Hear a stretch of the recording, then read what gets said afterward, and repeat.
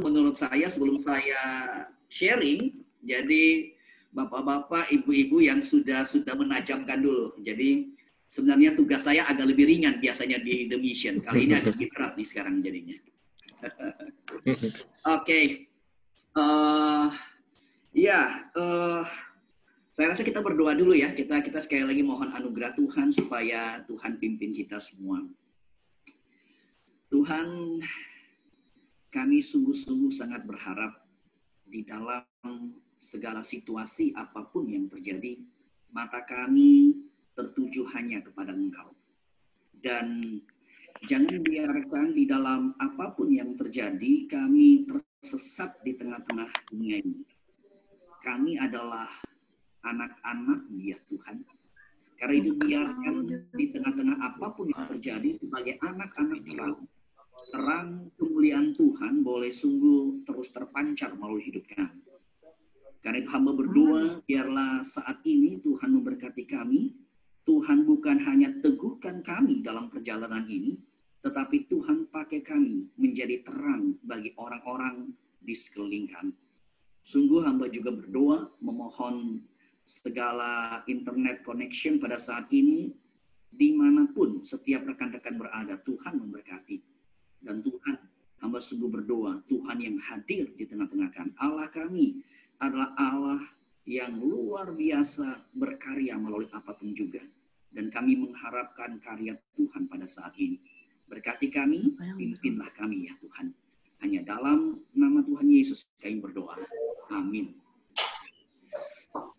Oke, Saudara, pembahasan saya hari ini berkaitan dengan kitab Bilangan ya, berkaitan dengan kitab Bilangan. Jadi memang teks itu kita ambil dari Bilangan 14, tapi sebagai background ini menjadi bagian daripada Bilangan 14 dan Bilangan 13. Jadi ini kisah di mana bangsa Israel sudah mau masuk ke tanah Kanaan, lalu Musa mengutus 12 pengintai dan kemudian mereka memberikan report. Ya, kemudian mereka memberikan report.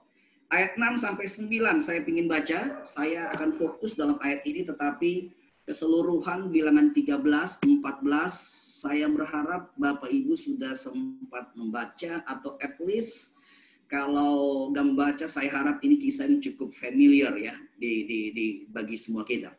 Bilangan 14 ayat 6 sampai 9 saya akan bacakan.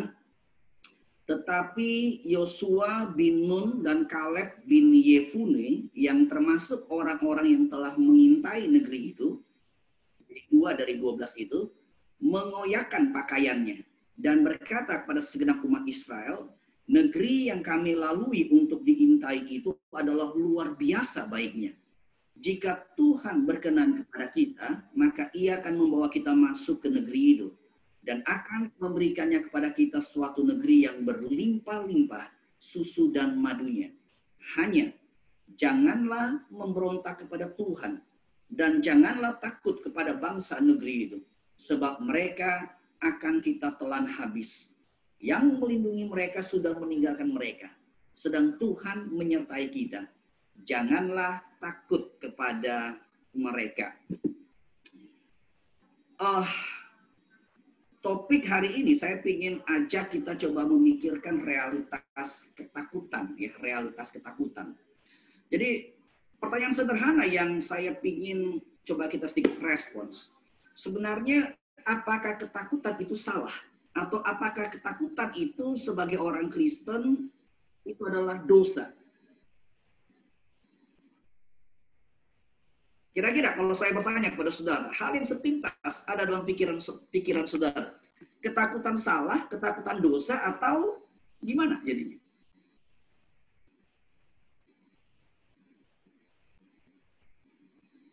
By the way, sorry, saya mungkin akan saya akan tanya seperti ini. Kalau saudara mau respon silakan, ya. Saudara mau respon silakan. Jadi saya mungkin akan tanya seperti ini supaya ada at least ya saya merasa kita lebih live jadinya. Oke, balik pada pertanyaan saya tadi.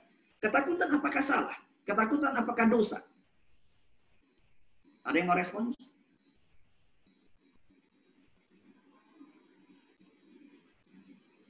Sebelum respon jangan lupa di unmute dulu, setelah itu baru mute lagi. Ada 1-2 orang? Go ahead. Ya Pak, Pak Tommy. Ya. Ya, terima kasih. Ketakutan itu hal yang normal, yang alamiah Pak. Oke. Orang juga punya ketakutan. Cuman yang nggak boleh itu yang ketakutan mencengkram seseorang. Oke. Thank you. Pak Hari ya. Ya Pak. Oke, thank you Pak. Saya rasa secara general kita agree dengan Pak Hari sih. Jadi realitas ketakutan adalah realitas yang nggak bisa dihindari. Ya, realitas ketakutan adalah realitas yang nggak bisa dihindari.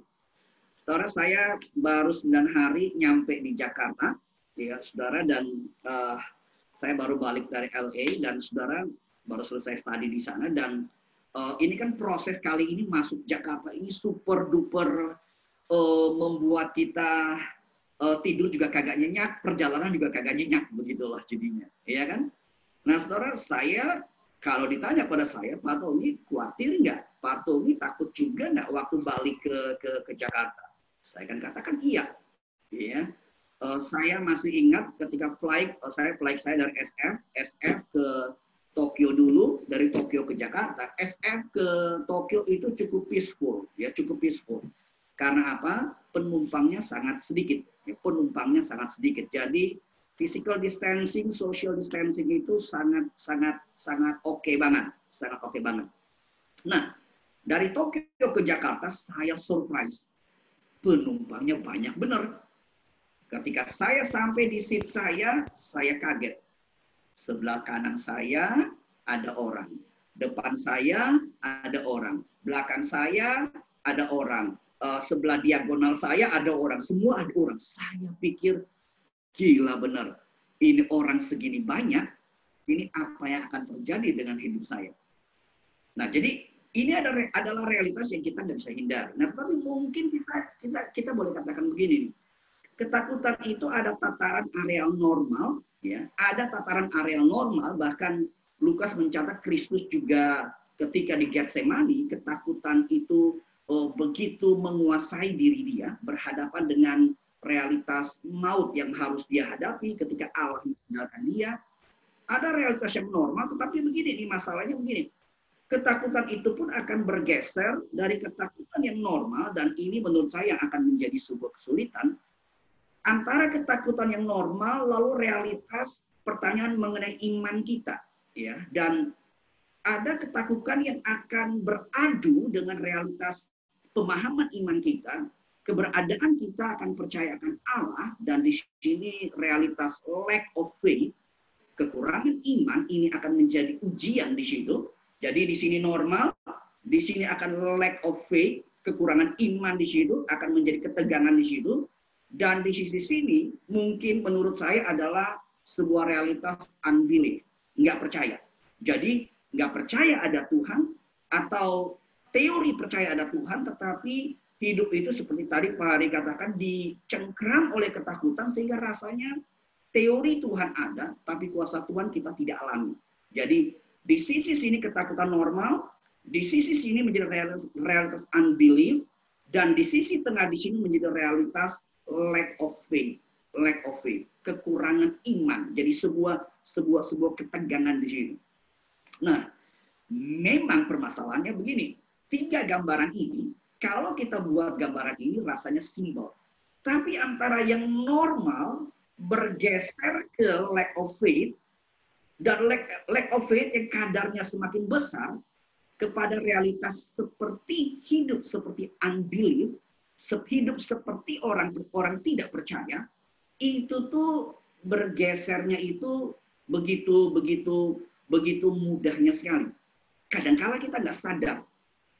Kita berkata kita adalah orang percaya, tapi hidup kita atau realitas hidup kita adalah realitas hidup unbelief, orang yang nggak percaya. Nah, ini menjadi tricky-nya. Ini menjadi tricky. Sehingga setiap kita harus digest, setiap kita harus kemudian lihat lagi nih, seberapa ini dari normal, dia kepada lack of faith atau question of faith, pertanyaan-pertanyaan iman di sini, lalu ke realitas unbelief. Ingat baik-baik, unbelief ini tidak berarti kita menjadi orang ateis. Bisa kita orang teis, bisa kita ikut Zoom meeting ini, tapi practically kita unbelief. Bisa kita ke gereja, tetapi practically kita unbelief. Nah, itu poin saya. Ini pergeseran yang kita kemudian harus ekstra hati-hati. Nah, di dalam paradigma seperti ini, saya ingin mengajak kita kemudian melihat apa yang terjadi dengan Bilangan pasal 14 teks yang kita angkat bahas bersama-sama.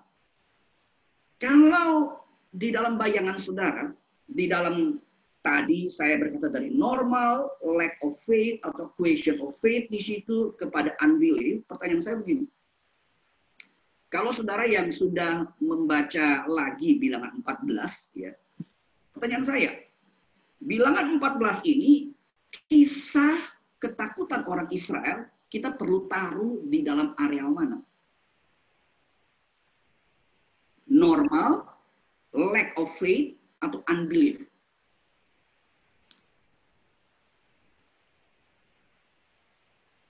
Ada? Mau kasih respons? Langsung aja.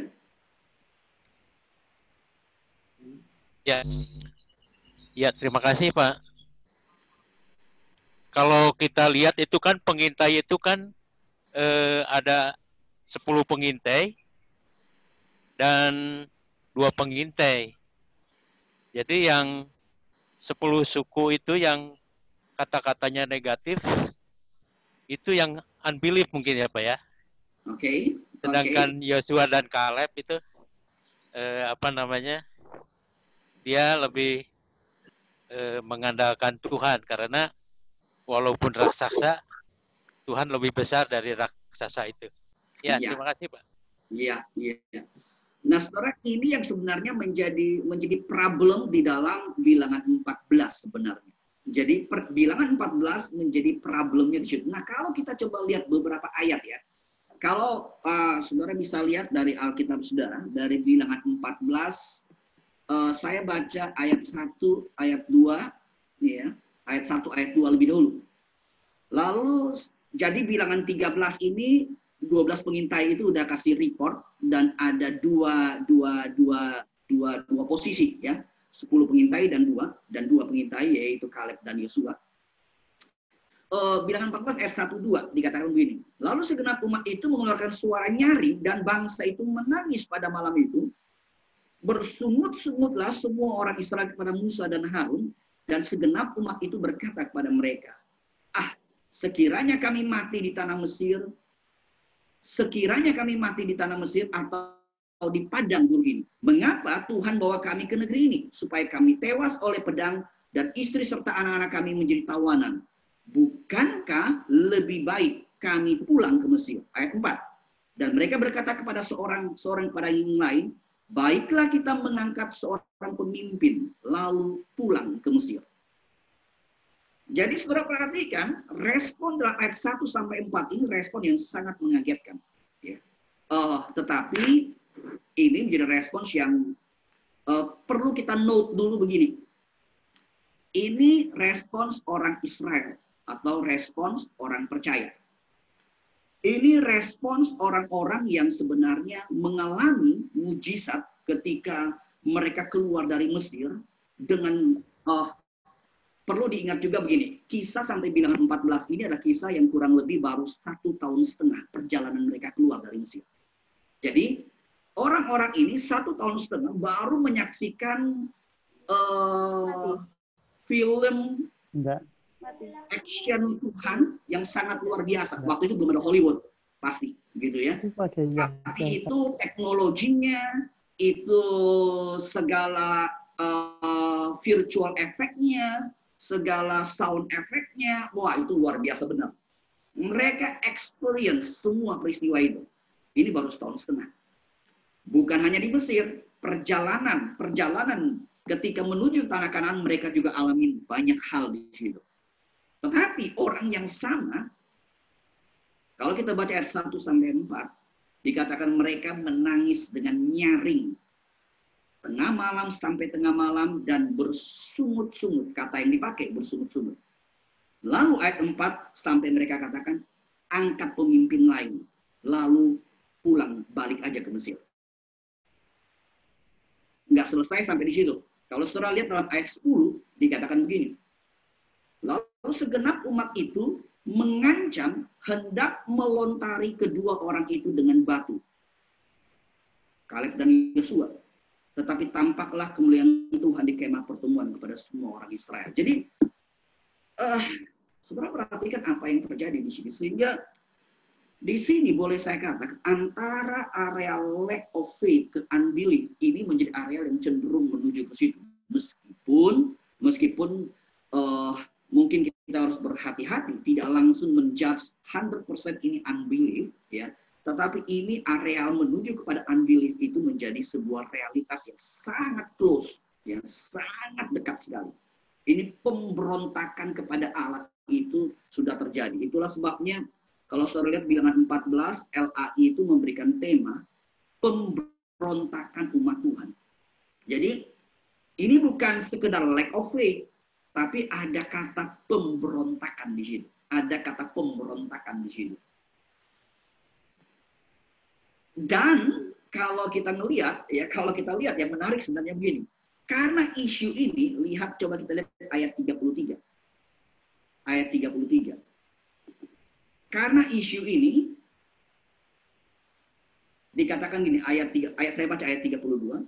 Tetapi mengenai kamu, bangkai-bangkaimu akan berhantaran di padang gurun ini dan anak-anakmu akan mengembara sebagai penggembala di padang gurun 40 tahun lamanya dan akan menanggung akibat ketidaksetiaan sampai bangkai-bangkaimu habis di padang gurun. Jadi saudara, kita semua tahu bangsa Israel perjalanan ya keluar dari Mesir ke tanah Kanaan itu 40 tahun. Kenapa 40 tahun? Masalahnya karena di sini. Karena 40 hari pengintai itu mengintai, lalu membuat pemberontakan. Tuhan menghukum 1 hari sama dengan 1 tahun. Dan jadi 40 tahun. Mestinya saat ini mereka udah mau sampai. Setahun setengah udah mesti sampai. Tapi karena pemberontakan ini jadi 40 tahun. Sehingga saya mau berkata, kalau ini normal, ini lack of faith. Peristiwa ini saya tidak berani berkata ini lack of faith. Tapi lack of faith menuju kepada unbelief. Menuju kepada unbelief. Realitasnya seperti itu. Tetapi saya kepingin kita kemudian lihat lebih jauh begini. Kenapa sampai proses ini bisa terjadi? Kenapa proses ini bisa terjadi? Padahal ingat, ini orang Israel, mereka ngalami setahun setengah keluar dari Mesir, dan perjalanan menuju Kanaan luar biasa sekali. Kenapa ini bisa terjadi? Saya cuma mau berkata gini, kalau ini bisa terjadi pada mereka, berarti itu juga bisa terjadi pada kita. Kita nggak steril. Kalau ini bisa terjadi pada mereka, itu juga bisa terjadi pada kita. Kita tidak steril. Nah, untuk itu saya ingin kita kemudian melihat beberapa hal antara realita dan iman. Antara realita dan iman. Kalau kita lihat, ini kan ada 12 pengintai dibagi 2 kelompok, ada yang 10 dan ada yang 2. Ketika 10 pengintai pulang dan kemudian berkata, coba kita lihat pasal 13 ya. Saudara boleh lihat pasal yang ke-13 ayat 27 sampai 29. Ayat 27 sampai 29 pasal 13. Mereka yaitu ke-10 pengintai menceritakan kepada orang Israel semuanya, kami sudah masuk ke negeri kemana kau suruh kami, dan memang negeri itu berlimpah-limpah susu dan madunya, dan inilah hasilnya.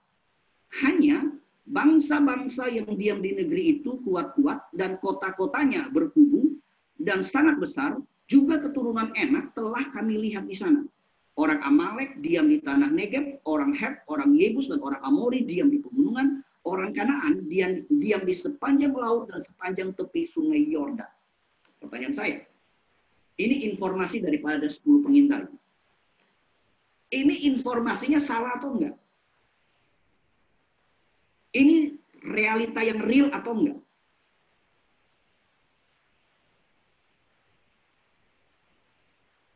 Ada yang mau kasih respons?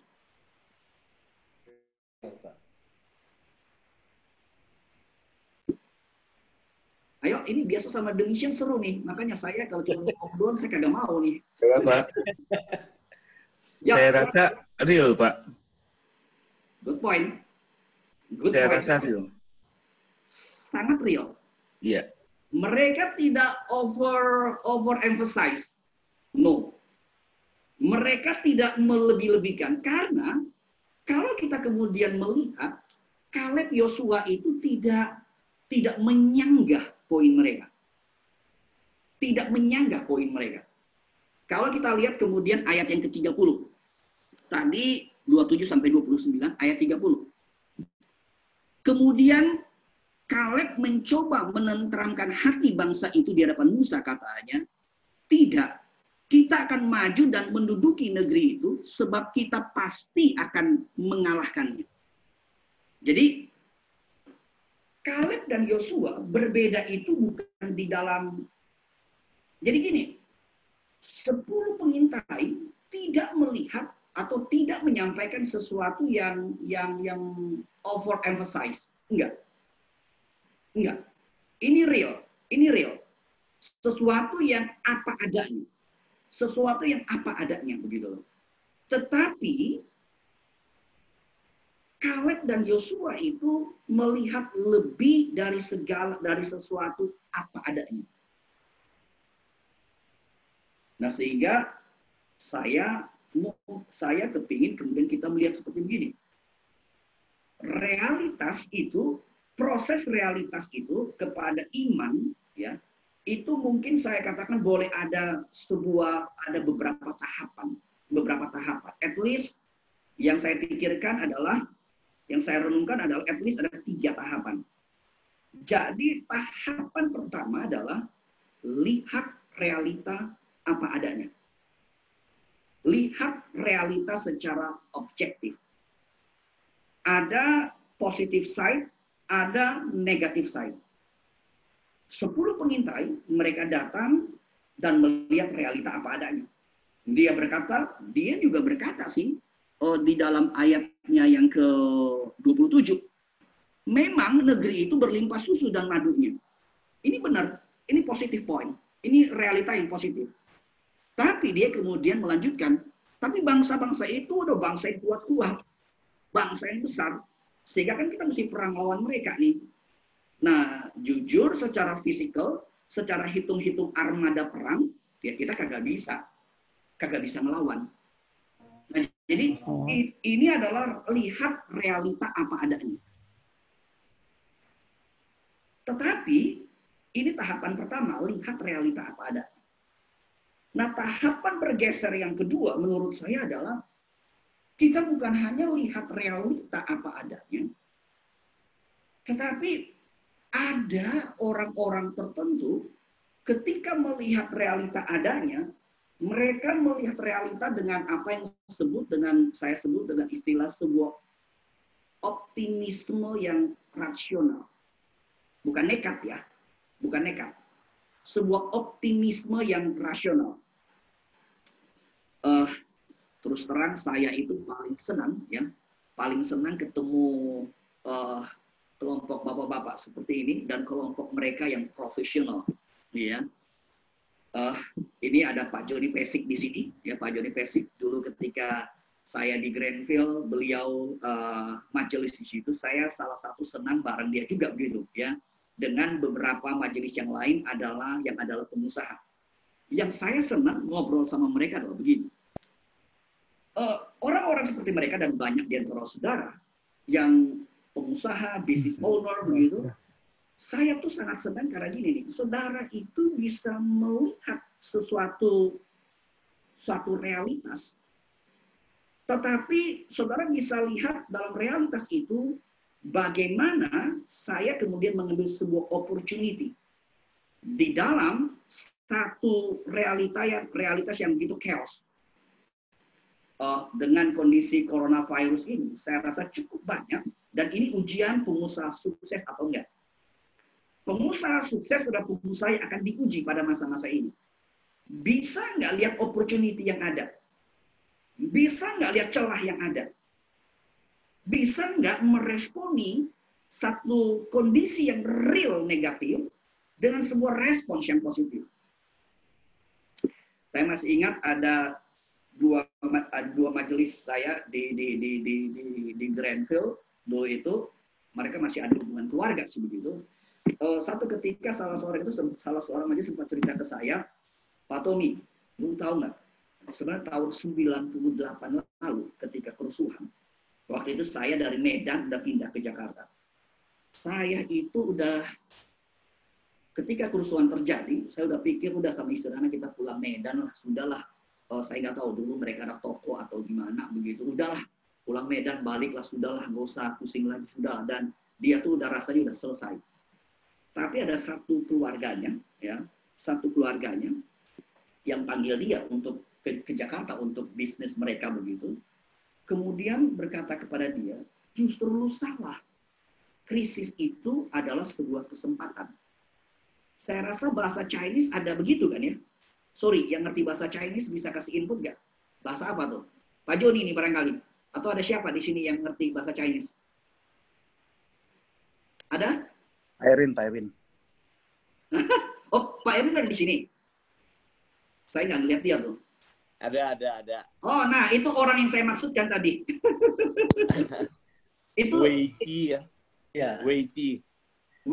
ya. Nah, Iya. Kalau Nah, jadi- crisis. iya, jadi ternyata beliau ada di sini, itu yang saya maksudkan orangnya. Nah, jadi saya tuh senang begitu loh. Jadi sebenarnya lihat ya, realita bisa objektif situ, bisa plus, bisa minus. Tetapi ada orang-orang yang meskipun negatif, tidak sekedar melihat negatif. Jadi filosofi Chinese itu ada Wei Qi tadi itu. Jadi krisis adalah opportunity. Nah, pengusaha sukses akan berada dalam bagian tersebut. Pengusaha sukses akan berada dalam bagian tersebut. Dan ingat, 12 pengintai ini, kelas mereka kira-kira kalau di dalam gereja, ya, atau dalam pebisnis, ini kalau gereja ya, jemaat biasa, aktivis, majelis, atau pendeta nih, kira-kira dari 4 ini. Kapasitas jemaat biasa? Bukan. Kapasitas aktivis? Bukan. Kapasitas majelis? Mungkin. Kapasitas pendeta? Sangat mungkin. Karena 12 pengintai ini adalah pemimpin. Pemimpin harus punya vision. Pemimpin hanya ketika ada krisis itu akan teruji. Lu sebagai the great leaders atau enggak?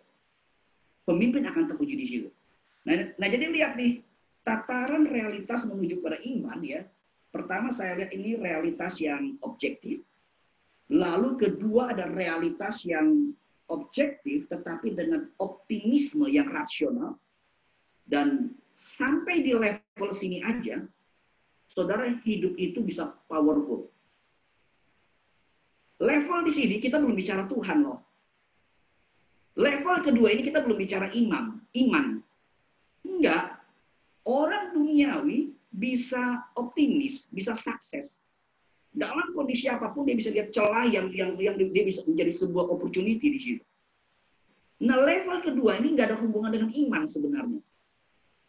Tapi karena kita diciptakan sebagai gambar dan rupa Allah, kita punya capability untuk bisa kreatif.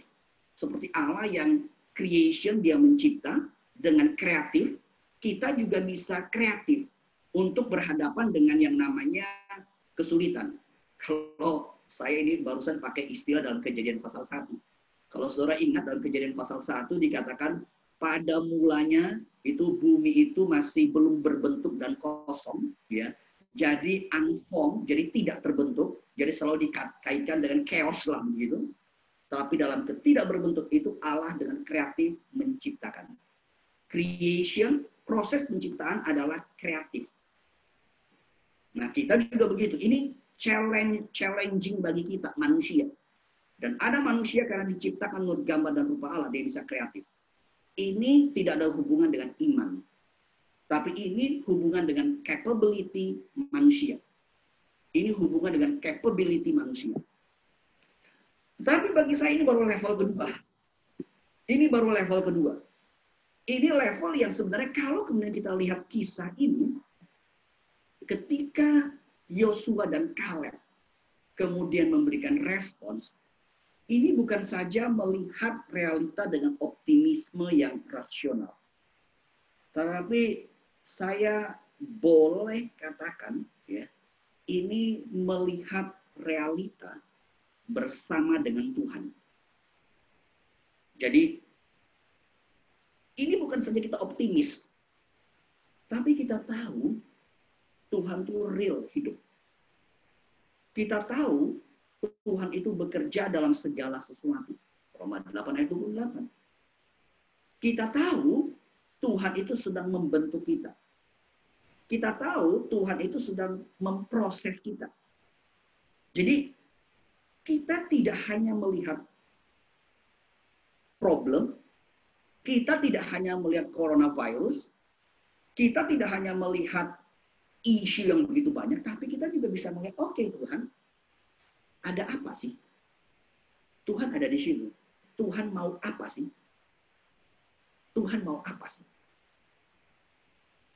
Ada satu kalimat ya yang saya sangat berharap di dalam semua Zoom meeting kita hari ini. Ya.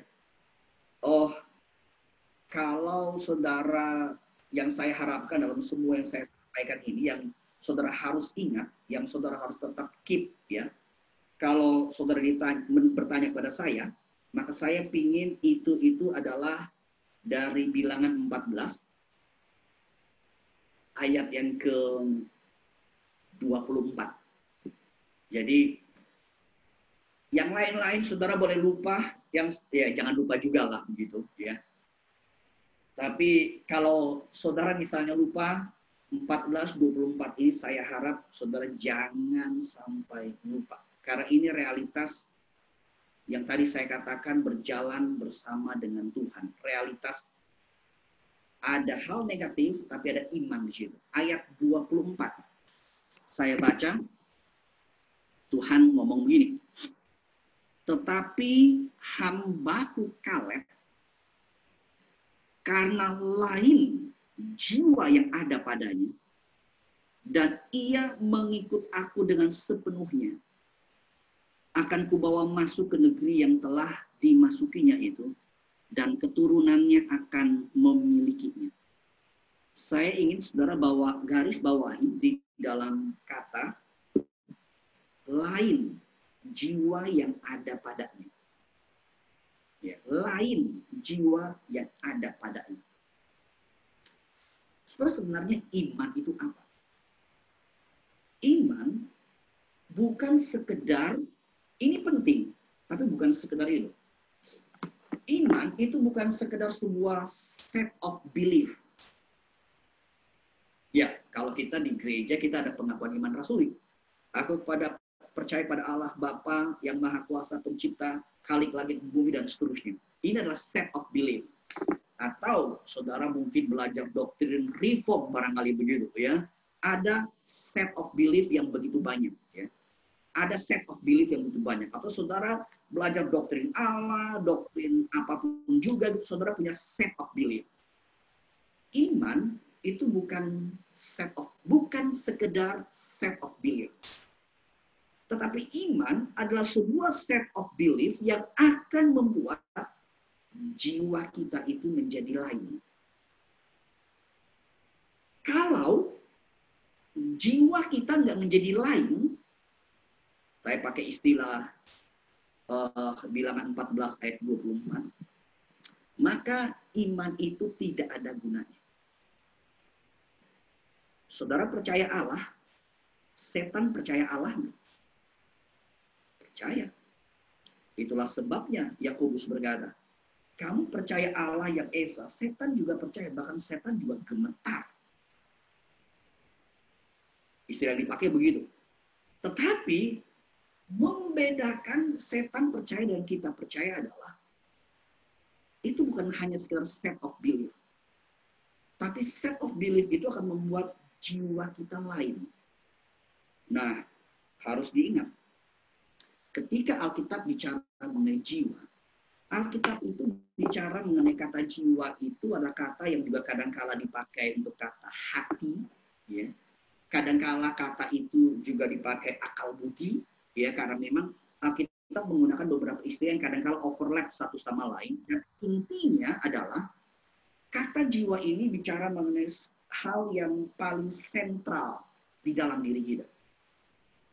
Kognitif kita dikontrol oleh hati kita. Kalau kita mau pakai istilah hati.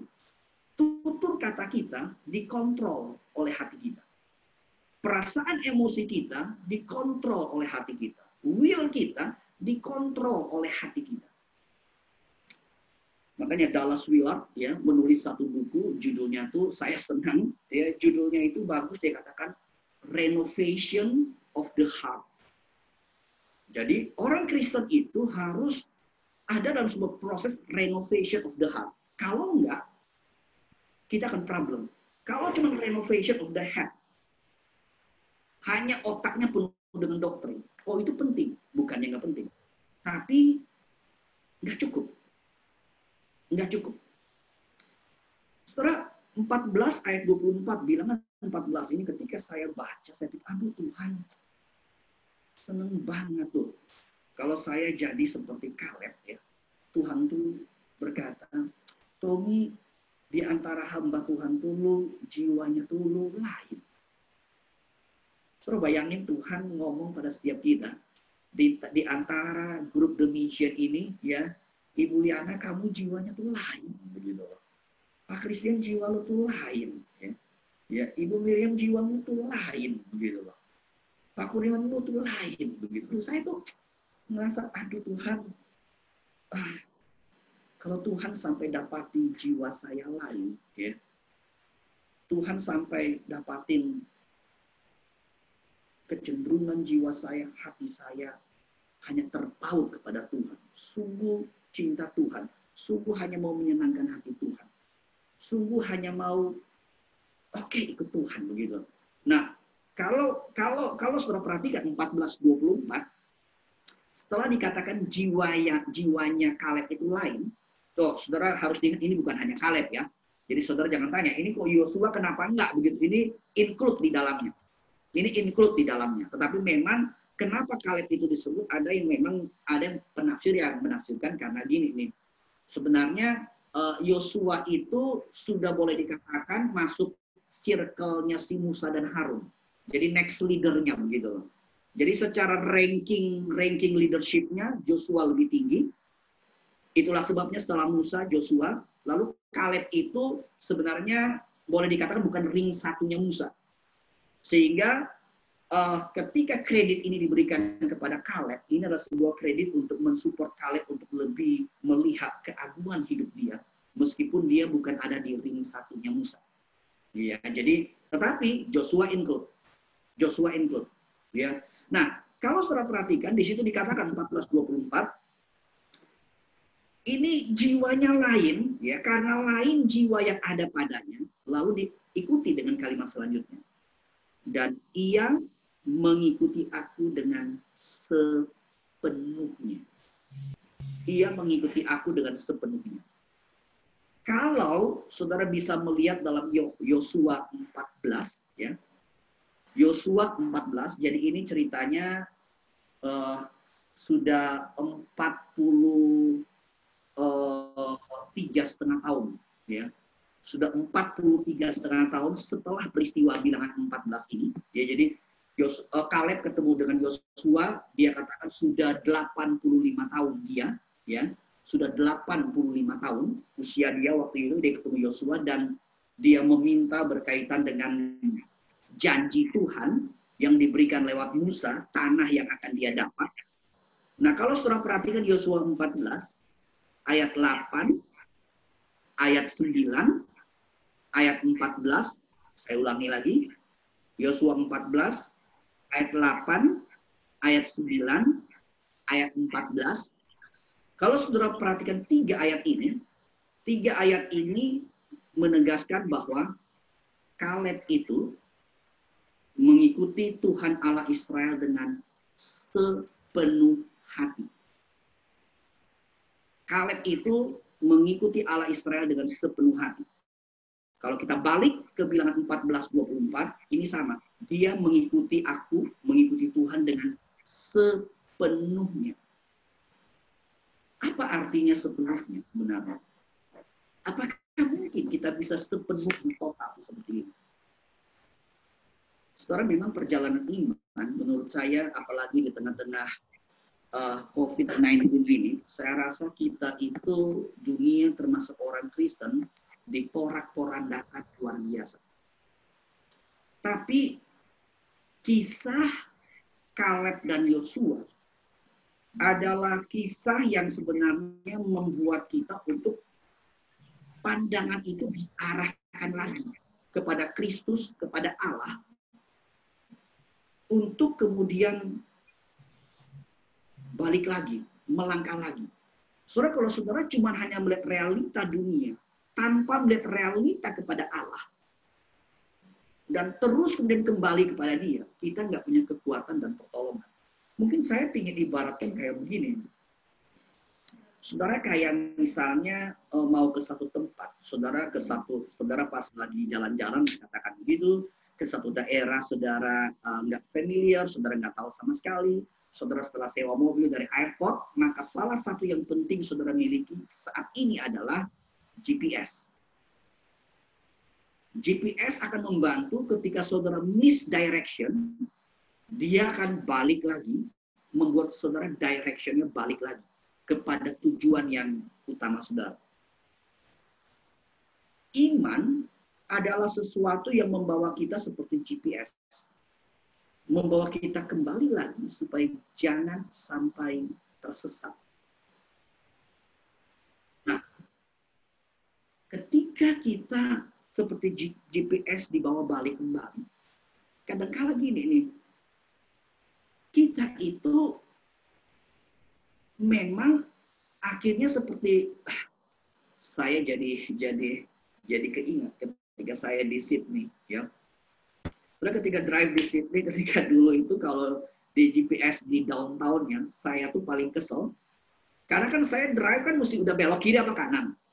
Belum keburu belok kiri atau kanan, GPS-nya masih routing, masih muter gitu. Kemudian ini gue mesti belok kiri, kanan tuh gimana begitu loh. Saya udah keburu lewat, dia bilang belok kiri. Cilaka, gue udah lewat nih, gue mau gimana? Mau jalan pelan juga susah, jalan cepat udah susah. Jadi ini dia masih muter kayak begitu. Nah, tetapi GPS kita itu bukan GPS yang bergantung kepada provider internet. GPS kita itu sebenarnya lebih bergantung kepada kecenderungan hati di mana Roh Kudus yang menuntun kita. Kita itu hanya pingin kembali kepada Dia, gitu. Kita tuh hanya pingin arah lagi kepada Tuhan. Kita hanya pingin lebih hanya menyenangkan hati Tuhan. Jadi jiwa kita tuh jiwa yang memang tertuju kepada Dia. Jiwa yang Tuhan ada masalah sih. Tetapi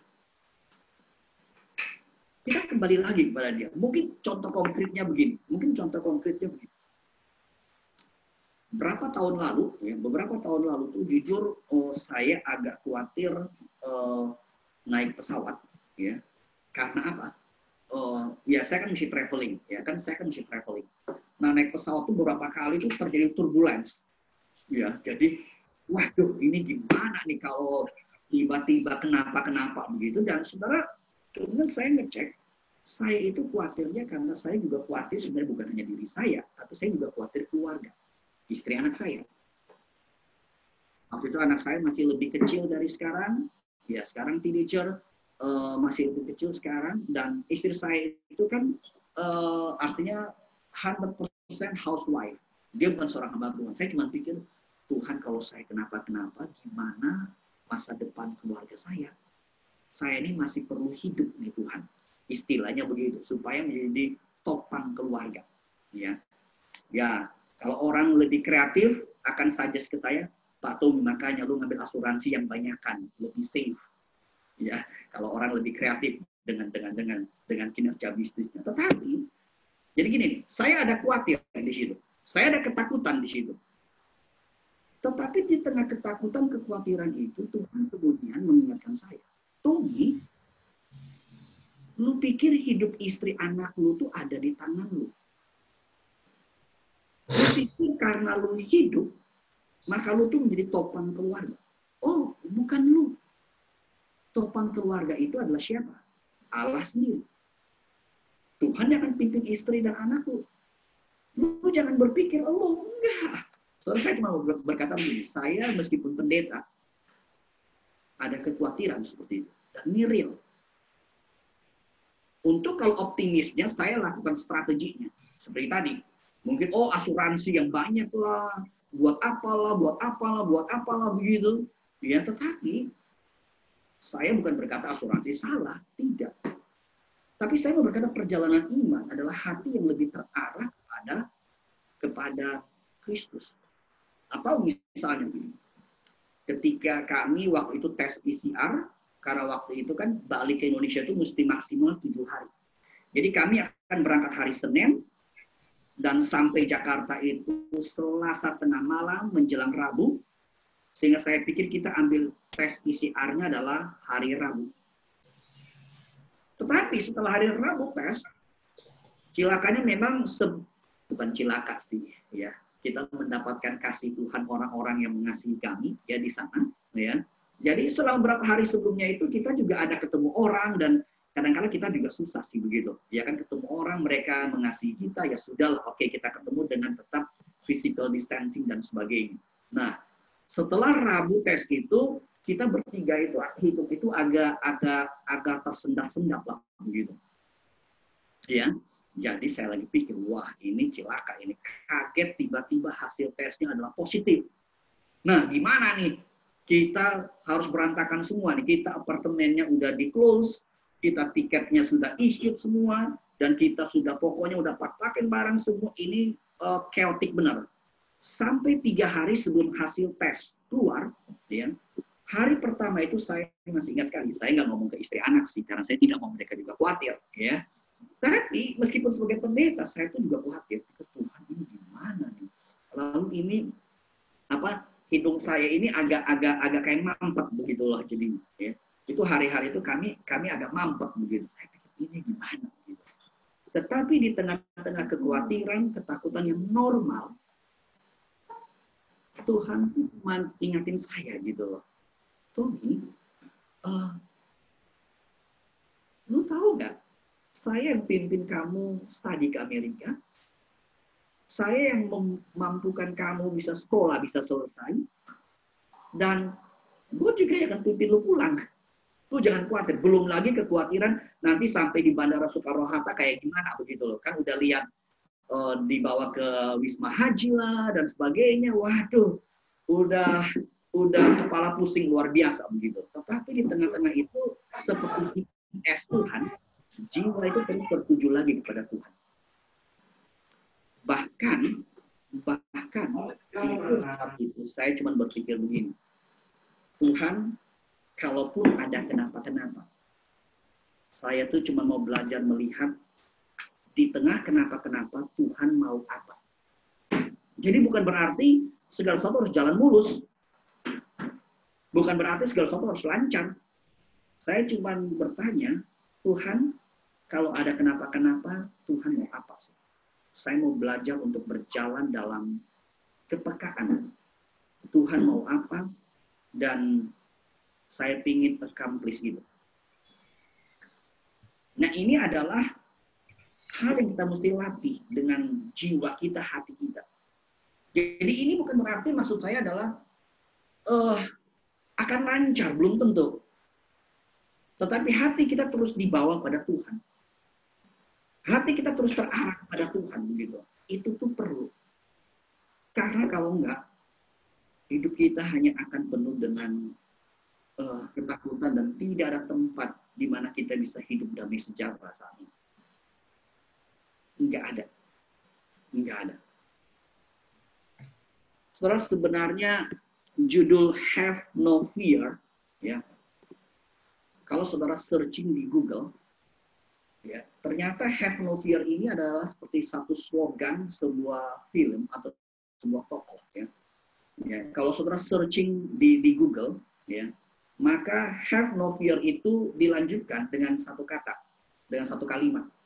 Ya. Ini ada slogan sebuah film. Have no fear.